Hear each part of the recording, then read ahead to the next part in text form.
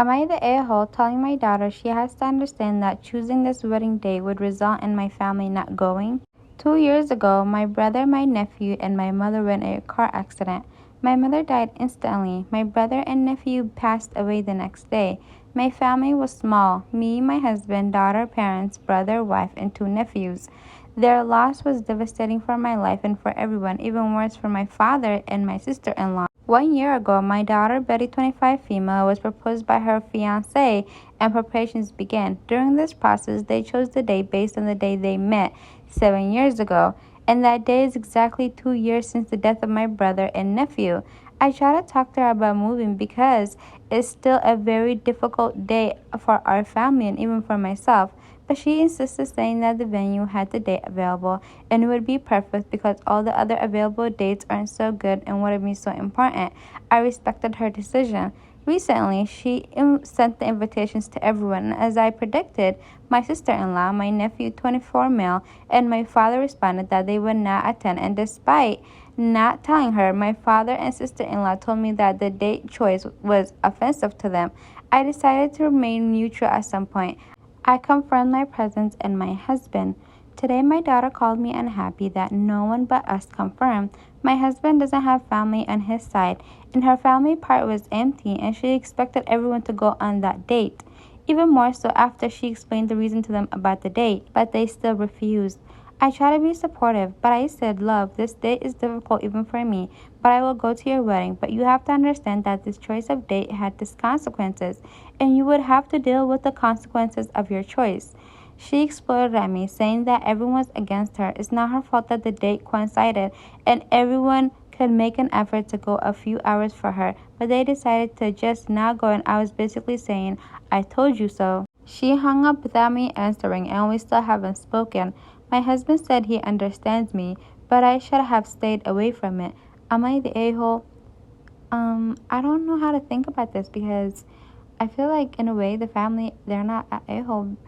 It's not like 30 years, 20 years, 40 years passed since these people, passed away. It's really been 2 years. Because I don't know if I shared this with you guys, but my own father died in a car accident in 2022, June 15th. It's literally hasn't even been 2 years fully yet. It's still fresh, honestly, because when you're grieving for someone you love that you lost, that you're never ever gonna see, it's not something that you just quickly get over.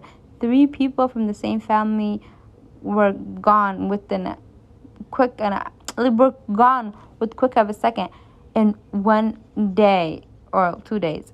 I don't understand. Like, she's a bit selfish. It's really not that deep. She needs to why doesn't she just get a different day for her wedding, Like, venues and money and things like that, you can always get something else. But at the end of the day, why would you push away your family that's grieving for your own selfish reason? I don't know. I'm just rambling. But what do you guys think? Do you think she's selfish, or do you think she's in the right? I'm talking about the daughter. Am I the a-hole for moving out with my infant because I am starting to hate my stepdaughter? Mistake in title. I moved out with my 3 kids, including our infant. Been with my husband for 8 years. He has a 13-year-old daughter. I have a 14-year-old son, a 9-year-old son, and my husband and I have a 5-month-old daughter together. Prior to giving me birth, life was pretty smooth sailing. We did family trips often, had Sunday family night, designated one-on-one time with each of the kids, except my oldest, who has determined he's too cool for us, lol. But if he wanted to, it was always available. There was a few fights between the kids, but nothing major, and was usually resolved within minutes. Since I had the baby, everything is downhill. My home has become a war zone between my youngest son and my stepdaughter. They are physically fighting each other constantly, 90% of the time with my stepdaughter instigating. She knows my son has ASD and ADHD and doesn't like being touched, so she will go up to him and poke him continuously, even after being told to stop, and then calls him psycho when he flips out.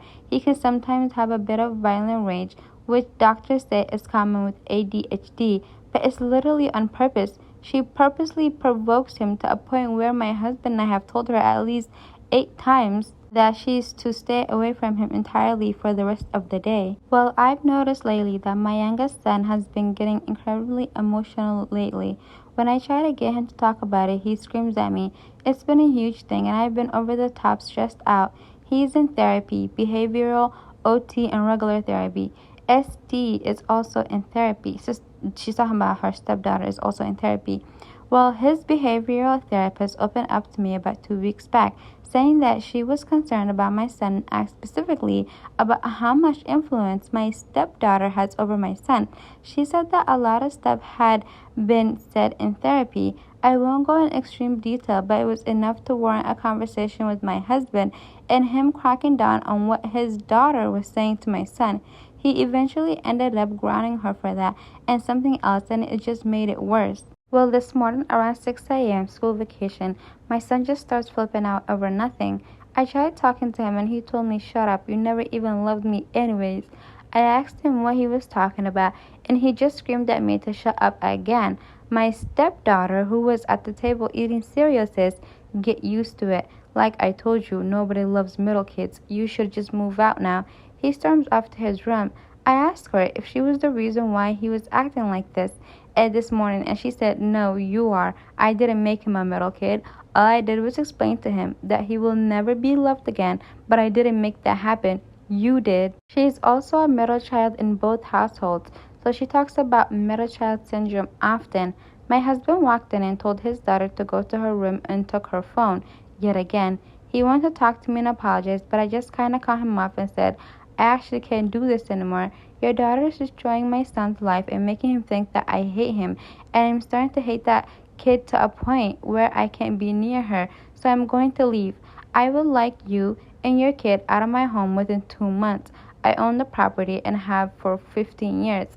He's trying to argue that this can be fixed, but it's really come to a point where I hate his child and don't want her near me or my son at all. She's great with the baby. He says he can't believe I'm throwing us away over something that can be fixed."